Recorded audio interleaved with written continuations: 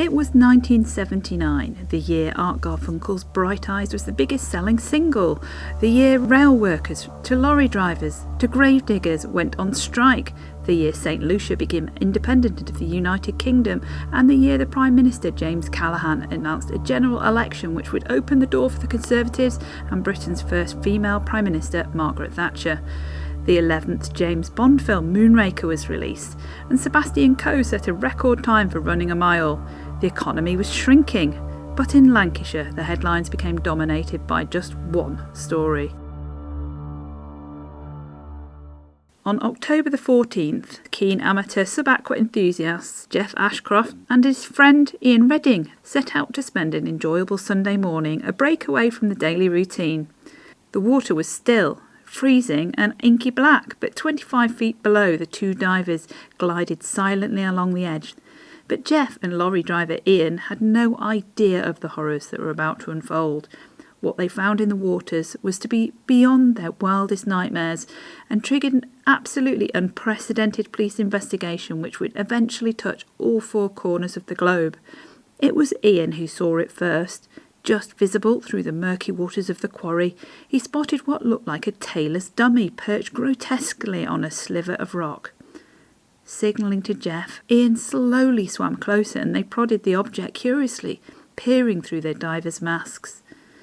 Then the reality of what they had found hit them, and panicking, both men spluttered to the surface, gasping for breath.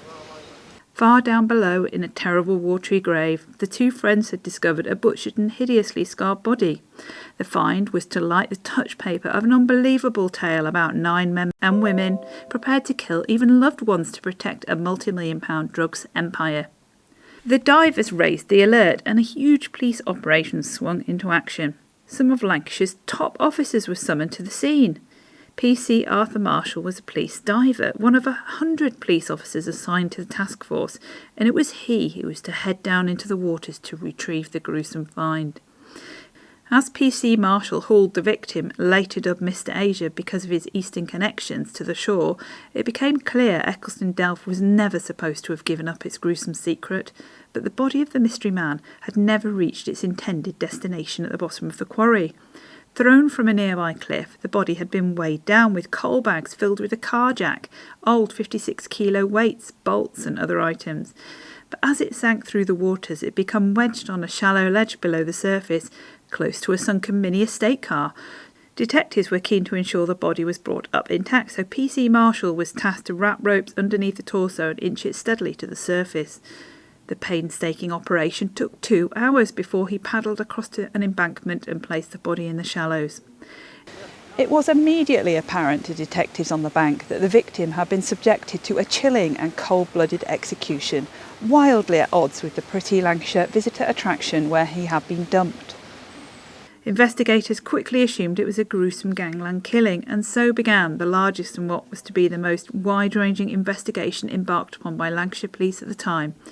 Their first task, to identify who the mysterious dead man was, and it proved easier said than done in the days before DNA profiling.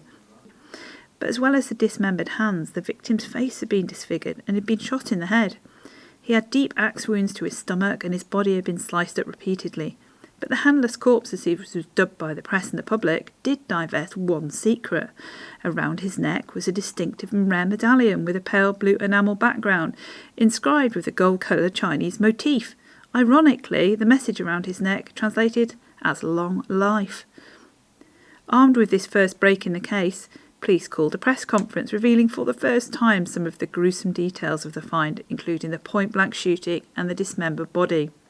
At the centre of their appeal was a plea for information to identify the bronzed, athletically built and once handsome victim, who they estimated to be aged between 25 and 30. But a week later, police were still scratching their heads. Police frogmen had made a detailed but ultimately fruitless search of the scene to try and find the man's severed hands and a murder weapon. A dental specialist had been called in and Home Office pathologist Dr. Geoffrey Garrett carried out a post-mortem examination. House-to-house inquiries in the area took place and missing persons records were scoured, but no one fitted the description. Officers took the unusual step of issuing a montage picture of the bearded corpse created by police photographers and artists. After deep debate about whether the move could be considered distasteful, they received a barrage of calls from the public who thought they recognised the face of death, but to no avail. A second photo was issued, this time clean-shaven and with a different hairstyle. Then an appeal was put out to the dead man's wife or girlfriend. "Somewhere a girl waits and worries," read the headline in the Lancashire Evening Post. Task Force boss Superintendent Phil Cafferty told the newspaper he was suntanned and in very good shape. He has got to be some girl's dream man. But in the Chorley CID inquiry room, the handless corpse remained an enigma. On November the 29th, the anonymous Mr. Asia was buried at Chorley in front of just 2 mourners, while the colossal police murder investigation attracted all the attention. Then finally, a breakthrough. It was a phone call from the mother of a young lady called Julie Hugh that was to change everything. Phoning from Leyland, she admitted that her daughter was Mr. Asia's girlfriend, and within hours the scale of the criminal activity became clear. The dead man was New Zealander Martin Johnston, a major player in international drug smuggling and a member of a ruthless drug syndicate known as the Kiwi Connection, which operated across Australia, New Zealand, Singapore and Thailand. Julie had been convinced that her boyfriend was in New York at the time of his death, and she had been taken away to Benidorm by one of the gangster's girlfriends to stop her asking awkward questions. That woman was Barbara Pilkington, and she overcame with guilt, told Julie, who was a close friend, absolutely everything. After flying back to the UK, they blew the whistle on the syndicate's entire operation. It emerged that Marty Johnston, the body at the bottom of the quarry, had been using illegal passports to travel the world, setting up drug deals while living the high life. As the investigation unfolded, the constabulary gained a remarkable insight into the world of international drug trafficking. It became apparent that from the early 1970s, Marty Johnstone had used his menswear business in Auckland as a front to make drugs runs back and forth to Thailand. He became friends with Leyland man Andy Mayer, who by 1978 was paying associates to move drugs and money in and out of Britain. Soon both men became involved with ruthless underworld boss Alexander Sinclair, also known as Terry Clark, who liked to see himself as the Al Capone of New Zealand. But Johnstone enraged Sinclair by shortchanging him and diluting supplies of heroin. He was a bungling criminal and was increasingly viewed as a liability to the syndicate with each passing day. Mayer's cousin James Smith was telephoned in Scotland and told to come down as soon as he could to Leyland. The killers were planning to murder Johnstone, who was 27, on the way up to Scotland, and they wanted Julie Hugh out of the way as well. They also argued over where to dump the corpse afterwards, but when Johnston announced he was going to arrive early in Preston railway station October the 7th, Mayer did not have a gun. So Terry Sinclair handed 17-year-old babysitter Karen Pidgeon a .38 caliber revolver in a brown paper bag and put her on a train to Preston from London. The daughter of Sylvester Pidgeon, Sinclair's chauffeur, she had taken the £80 first-class trip for a bit of a lark. She got off the train, handed the parcel to Smith and then caught the next train back to London. Meanwhile, Mayer's partner, Barbara Pilkington, was told to convince Julie Hugh that her boyfriend had been called to New York on business, while Mayer set off in his sable-coloured Jaguar saloon from Leyland, Scotland, with Smith in the back seat and Johnstone in the passenger seat. He stopped the car in a lay-by near Carnforth and, claiming tiredness, leaned over to ask Johnston if he would drive. Johnston agreed, but as he got out of the car, Mayer blasted him twice at point-blank range in the head. Smith and Johnson then drove to a lock-up in Leyland where they cut off Marty Hands with an axe and smashed his face with a lump hammer. They slashed his stomach with the axe in the belief that he would not float when they ditched his body, hacking through his bones so ferociously that it left indentations on the concrete floor. This gruesome dismembering took place in a vault sunk into a concrete floor at the garage. When police later raided the lock-up garage, they found the walls and floors splattered with blood.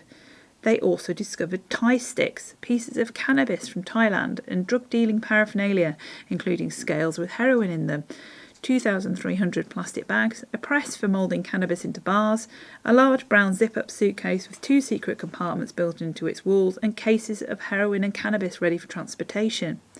After the killing, the murderers rolled Johnson's naked body into the flooded quarry with more than 140 pounds of weights roped to his legs.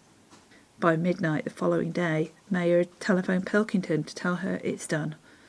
but the trussed-up body had become wedged on an underwater ledge and was found only 5 days later by the divers. When Mayer saw a newspaper report about the discovery of the body, he calmly reassured Pilkington that no one could connect it with them. Pilkington took Julie Hugh to Benidorm to get her out of the way. It was after their return they phoned police, handing detectives the key to an incredible underworld that spanned the globe. On October the 30th at 7:30am, officers burst into Sinclair's luxury flat in London, arrested him and his glamorous lawyer girlfriend at gunpoint. Only later it became clear that the ruthless man at the top of the Kiwi connection had ordered the killings of at least 10 others during the 1970s. At the time of his arrest, he'd accumulated more than £390 million from his operation. In all, 12 people faced trial on charges relating to Johnstone's murder and drug trafficking. Following the completion of a police investigation, an historic 123-day trial was launched at Lancaster Castle starting on January 6, 1981. Among the reporters who attended was Brian Ellis, reporter at the Lancashire Post. So when the trial started at Lancaster Castle, it was to be the biggest court case in Lancastrian and possibly UK history, and reporter Brian Ellis was there. Yes, I was. It's amazing, really, that it's more than 40 years ago, but I still remember it quite well. It was an enormous case. Worldwide, it was a huge drug ring that had been smashed, and the operation, the security at Lancaster Castle was unbelievably strict.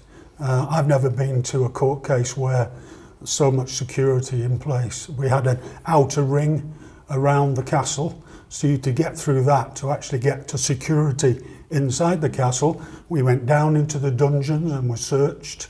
There were snipers on the rooftop. The police swarmed around the area.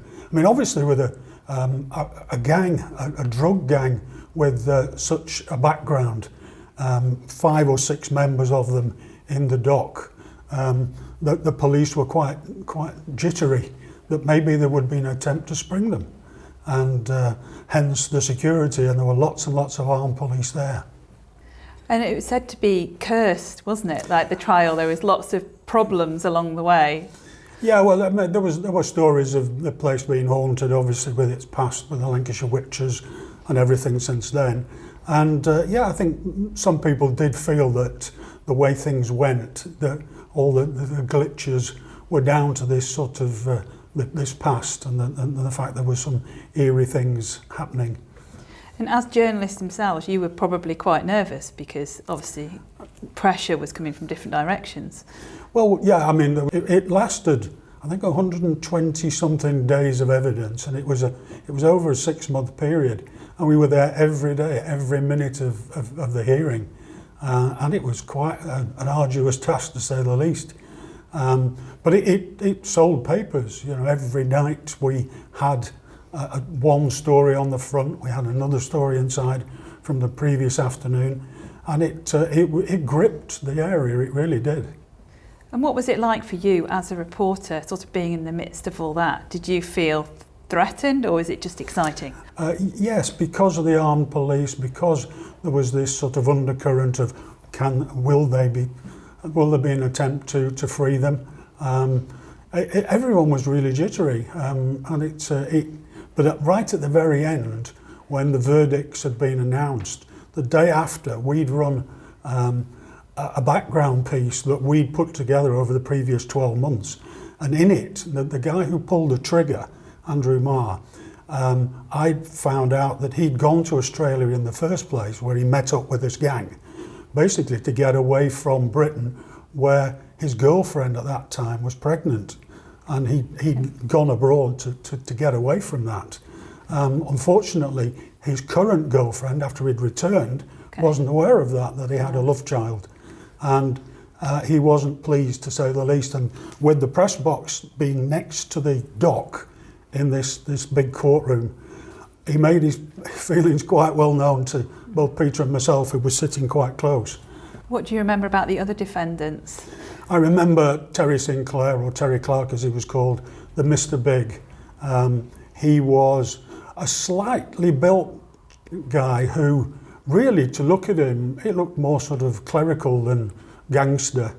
And he was, if you read about him now, He was responsible for at least 6 murders, personally, if not 12, in Australia and New Zealand, and he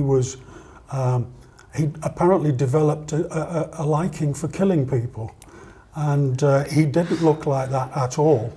He was a nondescript sort of guy to look at, but obviously a very vicious fella. Did they kind of interact, any of the other defendants interact with you at all in the courtroom? Well, there were stares now and again. I mean, obviously, they'd be looking around, and if you caught one in the eye, you know, there was a little bit of a glare. I don't think they appreciated the publicity that was surrounding the case, but no, they didn't react much or interact with us. What about the judge in the case? I think she had Rose Heilbrunn. She had double security, didn't she? Yeah, she did. And I don't know whether that lasted for years afterwards. I'm sure it must have, because the tentacles of this group, this gang, were all over the world. I mean, they originated in New Zealand and Australia, then into Singapore, then into Britain, across to America.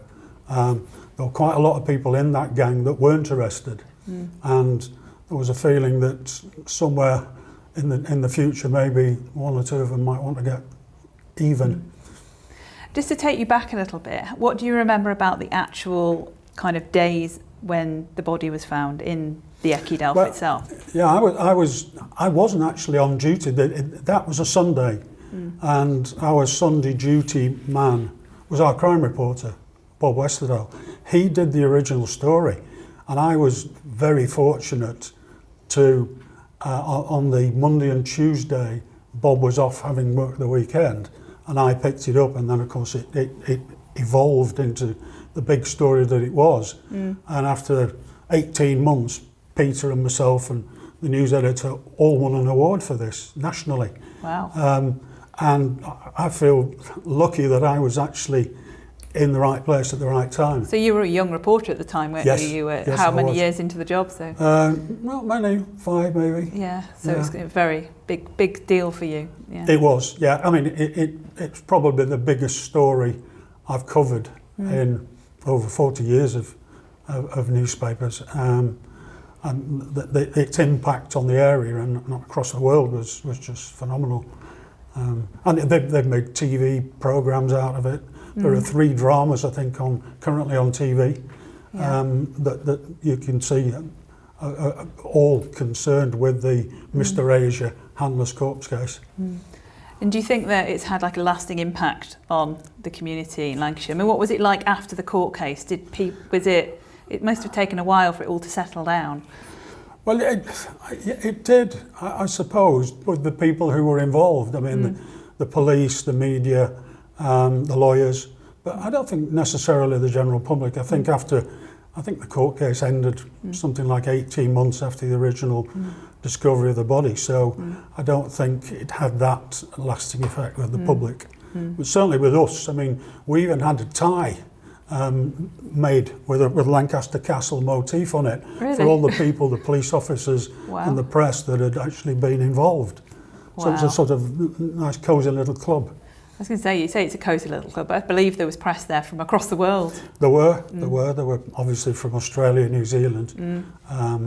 It attracted an awful lot of attention, and but being the local paper, we were treated very well. We were given priority over quite a few things. But there are lots of things that went on within the castle that I remember one day when there was a drug dealer from Los Angeles came over to give evidence, and he looked very much like Huggy Bear on Starsky and Hutch, and very cool dude. And he walked into the through security, got into the waiting room before he went in to give evidence, and somebody out of the crowd handed him a bullet, and basically it was a warning, you know, say anything and this could be you. Wow. I know that some sort of big media figures were involved. I think, was it Robert Kilroy Silk was there? Yes, he was there, and there were, and perhaps one of the biggest legal people involved was George Carman, the guy who, or the barrister who Rumpole of the Bailey was supposedly modelled on. Oh, and wow. he was the big defence lawyer that had defended lots and lots of celebrities, TV people, politicians, and he was representing Sinclair, the Mr. Big. Yeah. And it was thought that if anyone could get him off, George Carman would be the one, but sadly, he didn't win that one. No, wow. Well, it must have had a lasting effect for you on your career and given you a real boost. Well, it did. It gave me a taste of what real journalism is all about. A massive case of world significance. It was terrific to be involved in it, and I think maybe I learned an awful lot from it. Finally, Judge Heilbron was due to start summing up. She finally completed on day 115, July 7th, after 14 days. The jury was sent out, and on day 123, after 140 hours of deliberation, they returned with their unanimous verdicts. And so, at the end of a trial dogged with controversy and incident, finally, justice was done. 3 men were found guilty of murdering Marty Johnstone. Preston joiner Billy Kirby, Scotsman James Smith, and multimillionaire syndicate owner Terry Sinclair were all convicted. They waited for sentence alongside Andrew Mayer of Leyland and Freddie Russell from London, who had admitted their guilt earlier. 3 more syndicate members, Errol Hinksman of New Zealand, chauffeur Sylvester Pigeon and Christopher Blackman, were all found guilty of drugs offences. But 3 defendants were acquitted, including former Scots Guard Kingsley Fagan, who had spent more than 20 months in custody only to be declared innocent. Sinclair, despite being convicted and facing an inevitable life sentence, was still able to smile smugly at the jury's damning decision. In total, 9 people were jailed for their involvement in the killing of Marty Johnstone and a variety of drugs offences. Mayer was caged for life with a recommendation he serve at least 20 years. He was later taken out of the prison system under the Mental Health Act of 1983 and eventually sectioned in Merseyside's Ainsworth Secure Hospital with severe depression, and was eventually released to live in Lancashire. His boss, drug warlord Sinclair, read books while he sat in the dock at Lancaster Castle, complacent to the last. He had thought his power would allow him to buy freedom, but he was sentenced to life at top security Pankhurst Prison, the Isle of Wight, and ordered to pay £1 million towards prosecution costs. Judge Heilbron told him, "You pursued an evil trade. There is an overwhelming evidence of you being the mastermind behind this most terrible drug syndicate. You were peddling misery and death." His attempt to overturn the conviction was dismissed by appeal judges. He died 2 years later from a heart attack, aged just 39. A fake death theory immediately did the rounds amongst Lancashire police officers who thought he may have bought his way out of prison, but his body was positively identified. The one-time small-time criminal and welder once boasted he could not even spend the interest on his personal fortune of £25 million. For a while, the incredible investigation disrupted supplies of drugs across the world and left a huge drug conglomerate in tatters. And when years ago Eccleston Delph was drained and 250 rusty cars were recovered, it became clear that Marty Johnstone's handless corpse could easily have been lying amongst them had it not been for a bungled cover-up. The chilling brutality of one of the world's most bloodthirsty drug empires could have remained hidden forever if the freezing black waters of Eccleston Delph had not chosen to divulge their terrible secrets to 2 divers on that cold autumn day.